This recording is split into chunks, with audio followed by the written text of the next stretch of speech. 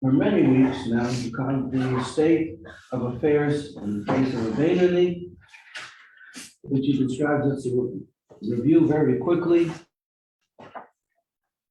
From page 193, for instance, the battle between the evil inclination and the good. The evil inclination states its opinion in the left side of the heart, that it's worthwhile and appropriate for a person to indulge in this particular desire, which is not a godly desire. Has nothing to do with keeping Torah and mitzvahs.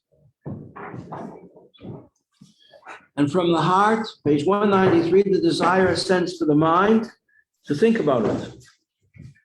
And this is automatic. Any desire that's in your heart will automatically go to your brain. But as soon as it gets to the brain, there's another judge there, second judge, which is the godly soul, its place is in the brain,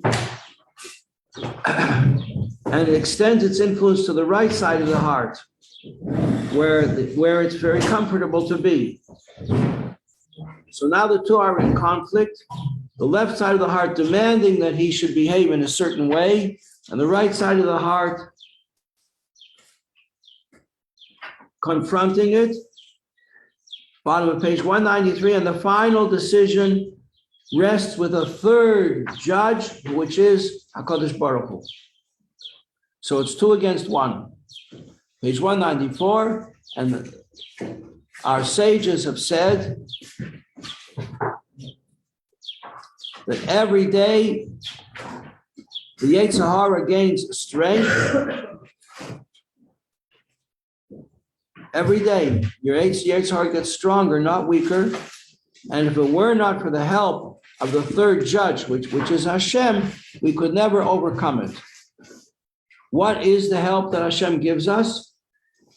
It's a glow, a radiance, an influence. You know, sometimes you're around a very good person and just automatically makes you feel that you also want to be a good person. No, they don't have to say anything. A righteous woman, a tzaddikus, a rebbitzin, doesn't have to say anything. Just being around her has an effect and an influence on you. And I'm sure many girls became very interested in Yiddishkeit just from being in a Chabad house and seeing the rabbi's wife, even though she never even spoke with them. Just seeing how she holds herself, behaves, and how she looks at others, and makes the girl feel that she could be better. She could be like that.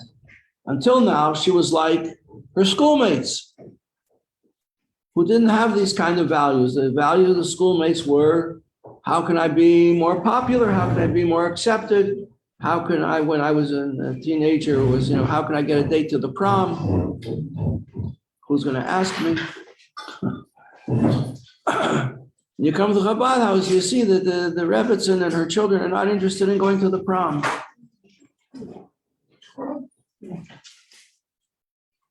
Does that resonate with you? And you say, that's not so bad. Maybe I could have a home like that too. My parents are very nice, but our home isn't like that. Maybe I could have a home like that. So that's what it says. That is the glow. That's what the influence that the Yetzer Tov has that gives strength, that the Eibishter exudes and radiates, that gives strength to the Yetzer Tov not to give in to the suggestions of the Yetzer Hara. There's an interesting word they use here for the suggestions of the Yetzer Hara. They call them blandishments. You probably never heard that word before. I also never use it in my vocabulary, but I see it here. Blandishments. That means all the wicked arguments of the Yetzer Hara. However, moving along quickly to page 195, but since the Yetzer Hara in the left side of the heart is still as strong as ever and has all the same desires, in fact, it's perhaps even stronger because of its years of being used for eating and drinking and having a good time. So it's as strong as ever, and therefore,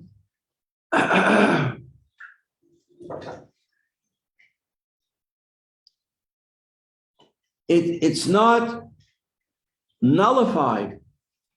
It's not like other action. On the contrary, it's hammering away, firing away the whole time, but it doesn't ever have the power to influence a person to do something wrong or to say something wrong or even to think something wrong, because immediately when a thought arises from the heart, from the left side of the heart to the brain, and that's what happens, anything in your heart will go to your brain. The good inclination in the brain pushes it away with two hands. As soon as the person remembers who he is or who she is. There's a story, there was a Hassid of the Alter Rebbe who used to live like in the Russian equivalent of downtown Manhattan, where there were all kinds of forbidden things available, forbidden places, forbidden people, forbidden situations, forbidden intimacies. And they said to him, how do you live here? How do you resist doing a transgression? He says, well, I live here for business reasons. And whenever I am tempted to do something wrong, I remember who I am. I am a Chassid of the Alter Rebbe. It's not appropriate. I can't do that.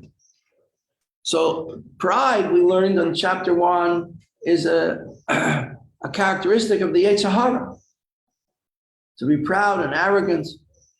But here he used that quality from the animal soul. He used pride in the animal soul. Who am I? I'm a Chassid of the Alter Rebbe, to save him from sin. And that's the situation. So the war goes on. Page 196, the Holy One, blessed be he, stands at the right hand of the poor man, helping him, shining upon his divine soul, lighting up his godly soul, so that he can withstand all of the temptations, all the suggestions, the terrible suggestions of the Yetzer Hara. So therefore, we learned on page 1, the first page of the Tanya, where they administer an oath to the neshama, to you, to every single one of you. You all swore, you said, yes, sign me up. I want to go to Olam Hazeh. I want to have a physical body so that my neshama can do mitzvahs, because without a body, you can't do a mitzvah. Without money, you can't give tzedakah. Without candles, you can't bring in the Shabbos, and so on. And they said, well, in that case, you have to promise that you're going to be a good girl, that you're going to be not just a good girl, but a righteous girl, a holy girl, and not to be wicked. And if you succeed, and everybody comes and tells you, you are the graduate of the year from Mahol Yadus, you are a tzedekis, a wannabe, and you do want to be, and you're working at it, and you're succeeding at it, and everybody says, you made it, you are the best. In your own eyes, you have to be like a Rasha. Remember, that was our first question. First page, first paragraph, first lines of the Tanya. Big question is, where can I find a seat? Okay.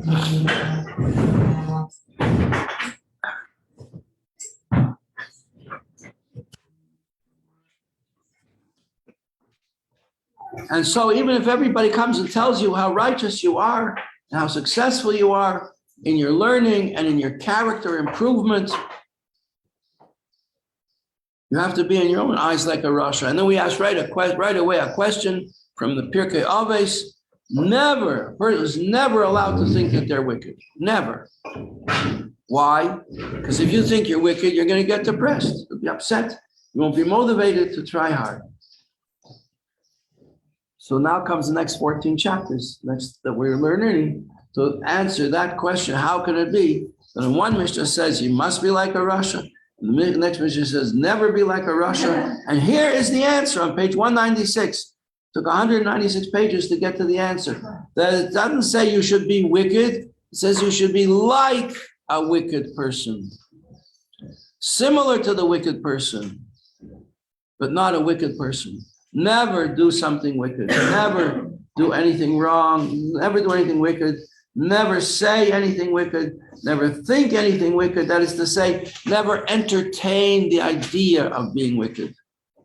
But if the Yetzer Hara is constantly bombarding you, sending bombs, I found out yesterday what they're sending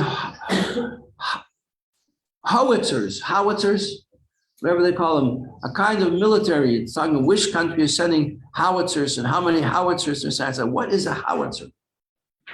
So I found out what a howitzer is. It's a piece of artillery that shoots bombs can send a bomb for miles, land exactly where you want it to be. So there's the Yetzer Hara in the left side of your heart shooting howitzers, sending bombs at your Yetzer Tov. Then it should give in and behave the way it says it should, and it doesn't give in. It doesn't give in. But it's like a Yetzer Hara, it's like a Rasha, because the Rasha has these desires and he does give in. And the Beinoni does not. That's the whole difference. You know how much of a difference it is? It's a difference of a universe. Like it says, there's a war going on now in the world. We see it's going on in the world. So it says in the Ethics of the Fathers, which side is the stronger one? Which person is strongest? The strongest person is not the one who captures a city, who drives the enemy out of the city. The strongest person is the one who overcomes his Yetzer Hara. That's real strength. That's the ultimate test of strength. But since you're constantly being bombed, so you could say, but I have all the same problems as a wicked person. And if I ever gave in even once, I would be a wicked person. So there's no difference between me and him, except that he does it and I don't do it. He's in the situation and gives in, and I don't give in. I keep on fighting.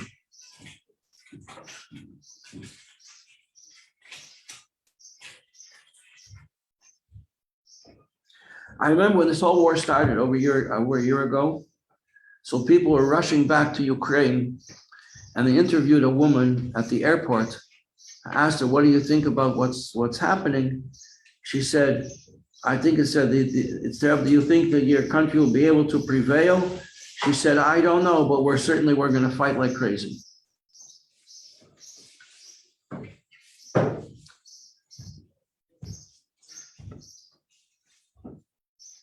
So that's really like a mission statement of the Yetzer Tov.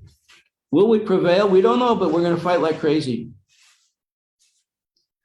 And even if the whole world tells you that you're successful, in your own eyes, you should be like you're not successful, like you're a Russia, because it's still always possible. It's always possible that you could give in. But you didn't let yourself yet, and in Mitzvah Hashem, you never will. The Beinoni never does a transgression, never, even for a minute, even for a second. So it says at the bottom, page 196, one should consider himself a Beinoni and not believe the world's opinion that he's so righteous. So therefore, that means the Rebbe, the Alter Rebbe is writing to people like himself. The Rebbe could think that he is like a Rosh. He might say, like a father a person is never allowed to get angry. Anger is like worshiping an idol. Right? Yeah. To lose your temper is the worst. Just to get so impatient and start to scream, it's the worst. It's like saying there's no God in the world. And I'm entitled to be angry. No, we're never entitled to be angry. God has created the world and created us in it only to do good. So what are you supposed to do if you're a father or a mother and your 3-year-old child runs out into the middle of Eastern Parkway? You scream. and you get the child and grab them out of the traffic. And you scream at them, don't you ever do that ever again. But you're not allowed to be angry.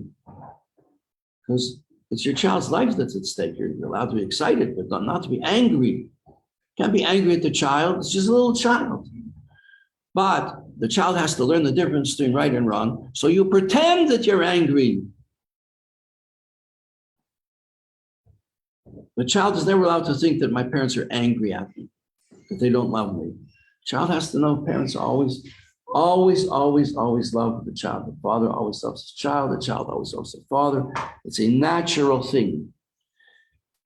You don't have to meditate on it. Let's say, like your sister. You have a sister, you love your sister. You may not get along, but you love her. You don't have to meditate on it. You just know that you love her because she's your sister. Maybe you don't like everything she does. Maybe she doesn't like everything you do, but you love her. She's your sister. And your mother may criticize you, but she's still your mother. Right, Ms. Shapiro?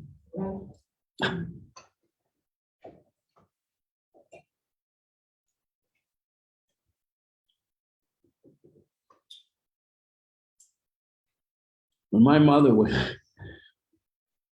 was ill in the last few months of her life, I once came to visit her, and she had an aide, Filipino girl, who was taking care of her. And I came in, and my mother said, she was very happy to see me. She smiled and said hello, called me an affectionate name. And she turned to the aide and she said, I wish he's really very nice under all that bush. I wish he'd get rid of that bush. Underneath, he's really very nice.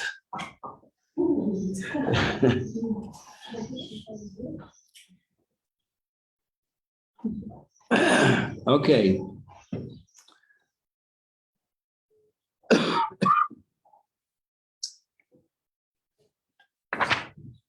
So much for that is the Beinoni. That is the syndrome of the Beinoni. There's something very similar in secular literature from the French, the existentialists of the 20th century. The French writer Camus, who wrote a whole book about a city that was under quarantine because of a plague, like we experienced with the COVID. And he drew inspiration from a Greek myth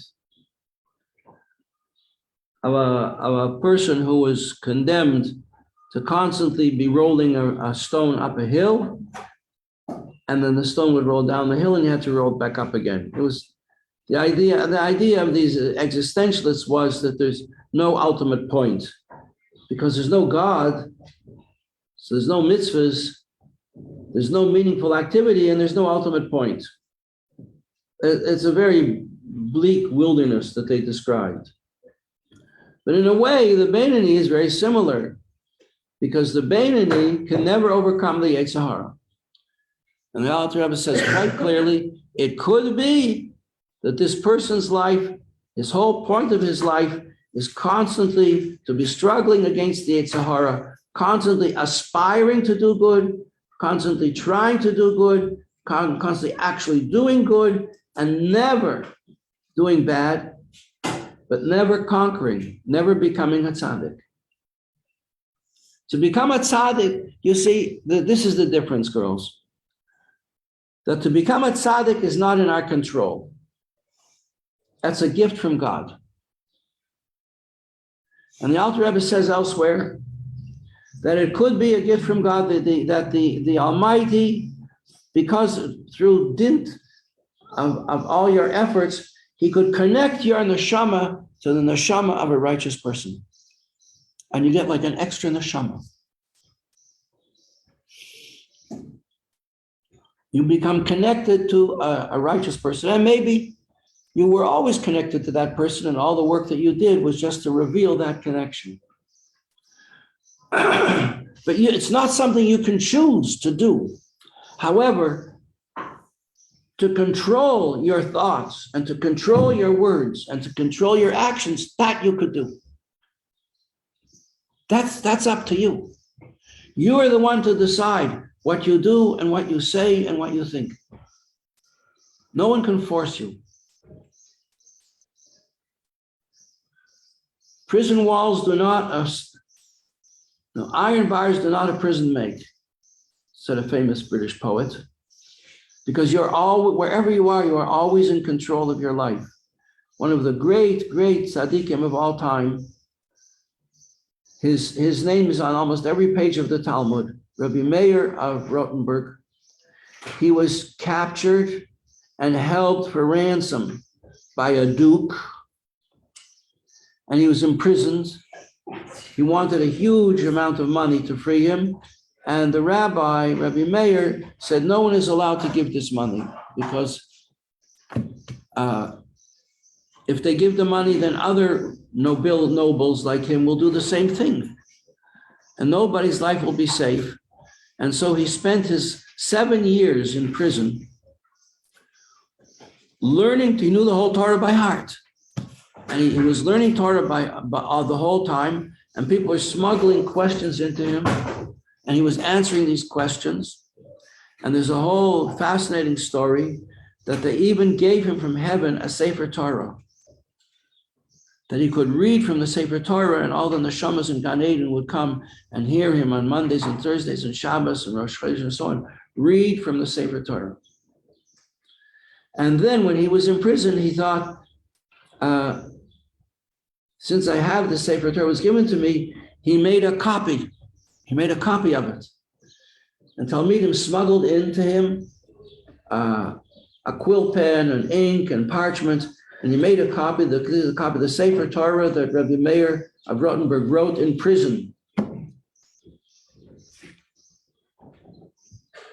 And the Friediger Rebbe saw it. And there's a certain conflict between approaches about which letter in the word dakah should be an aleph or should be a hey. And the Friediger went and he actually saw it, and he saw the page, saw where it was written with an aleph, as our tradition tells us. Two famous Sifrei Torah. One written by the Maharal Prague, which is in the old new shul in Prague, in the attic. The Friediger Rebbe saw that as well. Anyway,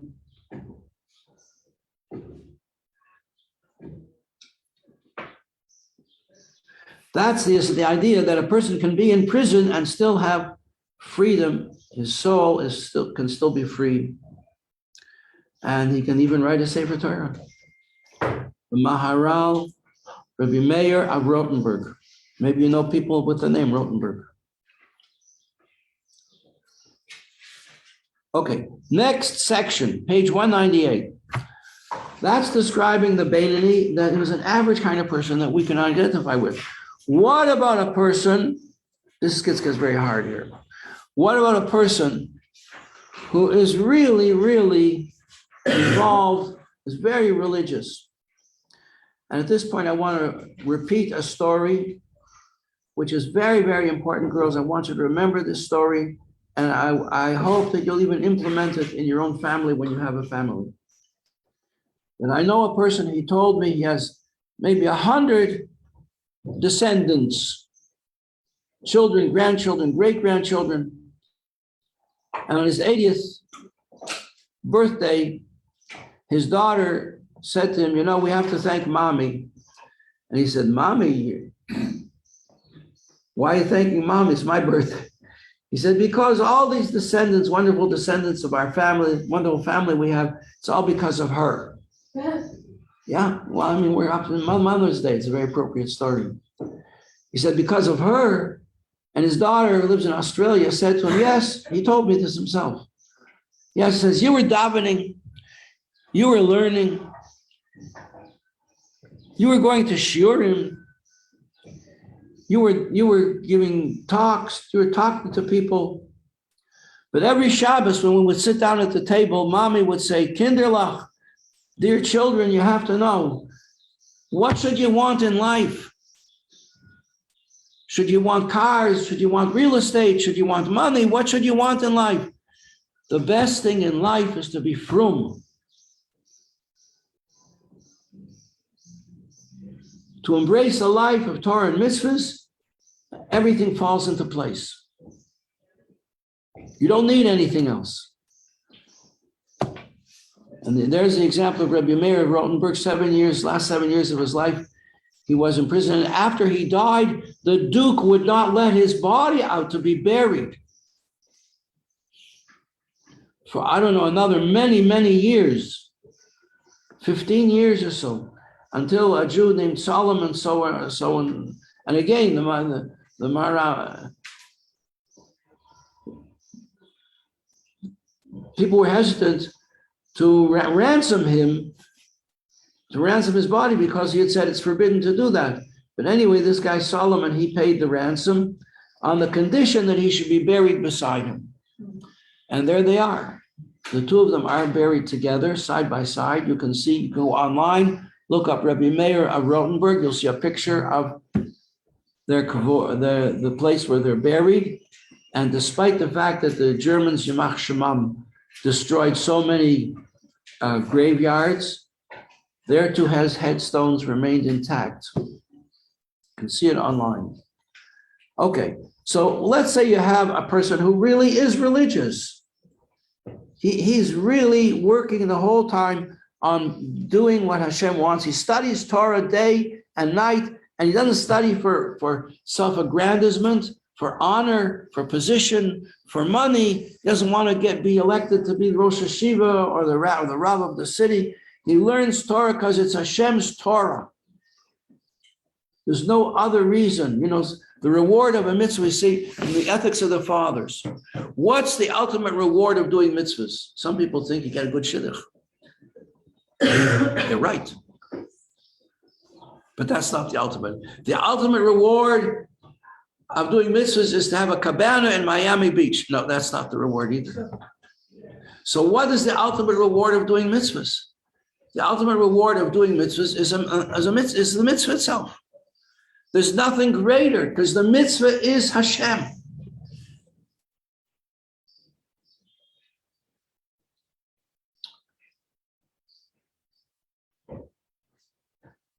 When you do a mitzvah, it's like putting on a garment designed by Hashem, and it's Hashem's own garment. It's Hashem's garment. It's not separate from him. It is. So you're in clothing yourself in Hashem, within Hashem, like a person going into a cave. He's in the cave. So you're in the mitzvah, you're doing the mitzvah, you're in the mitzvah. The problem is maybe you're thinking about something else. A person can do a mitzvah, go to shul, put on talis and tefillin, and thinking about the stock market. So what's outside and inside isn't in harmony. The ultimate reward of a mitzvah is the mitzvah. Where else do you want to be? The mitzvah is God.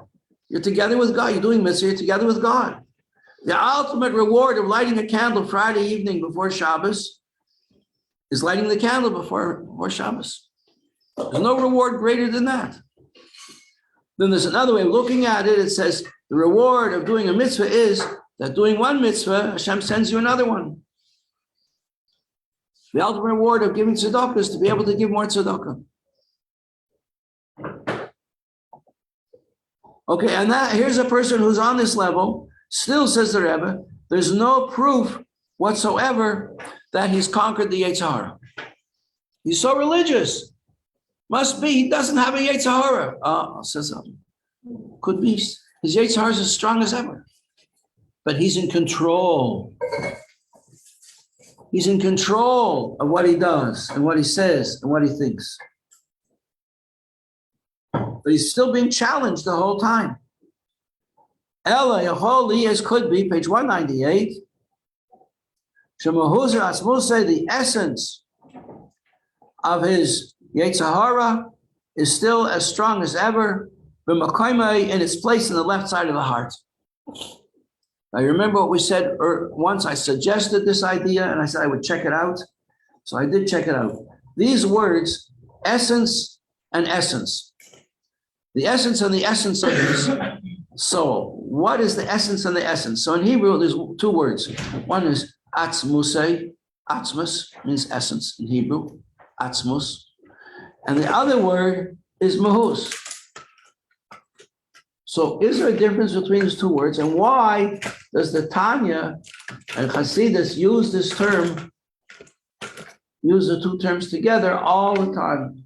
They're used together. Atzmus and mahus. I'm looking for there might be a green one. a pen. Maybe invade something known as just pencils.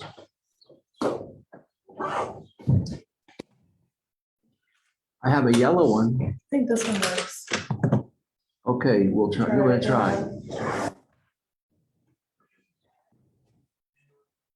Where's, oh, there it is. Okay.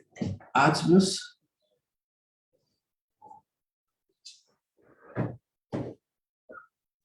And mahus.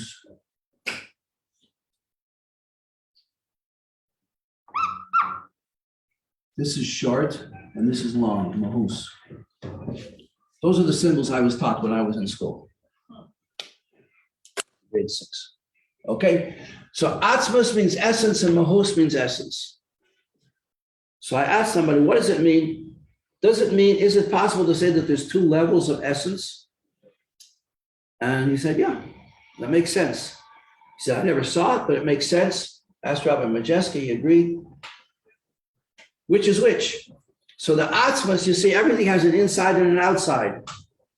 So what's the source of your neshama? Is God. So there's the way your soul is connected to God, that it doesn't know anything else. There is only, ein oid milvad, there's only God. But then you have powers. You have the power to think. You have the power to see, you have the power to hear, the power to move. And if you lose an organ, we can replace it. You have eye banks. The person loses his eye is damaged. He can have an operation, and an eye donor can give him an eye, and he can see through it, because the power to see is the soul power. Whereas your eye is a physical organ. Replace the organ, but the power can work. Similarly with kidneys or with hearts. They're experimenting the whole time. How can we replacing physical organs? It's become very common in the last century, half century. So the mahus is like the essence, the word mah means what is a thing. It's the whatness of the thing. So that means the way the soul connects to the powers of the soul. Whereas the atzmas is the way the soul is just united with God. So it's has to be a lower level of the soul to even recognize the concept that you could have powers. I mean, but it says Hashem made within himself 10 spheres. What was before that?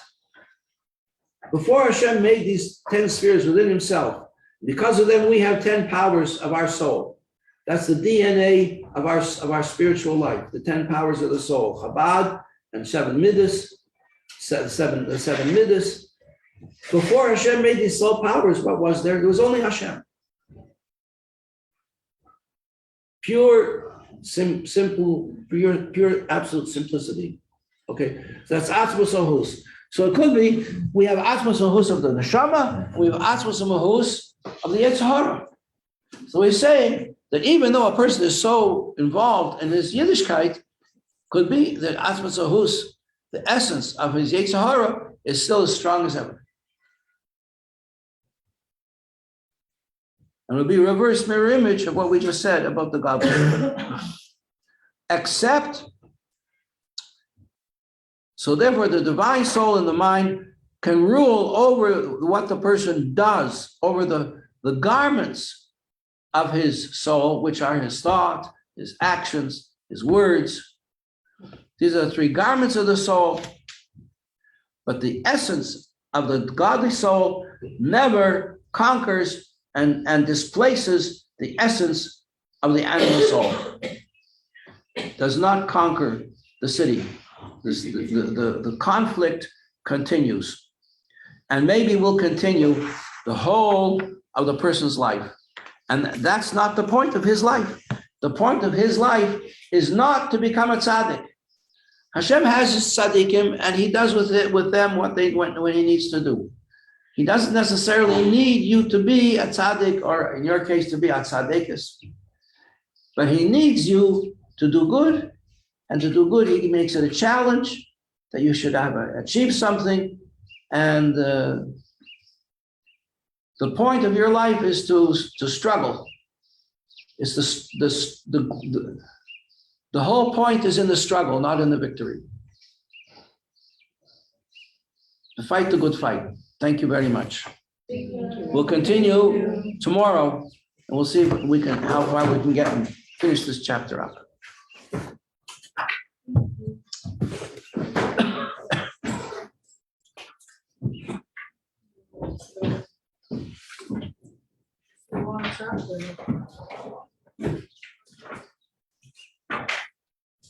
Yeah, it says on the first page of the Tanya, it's a long, short way.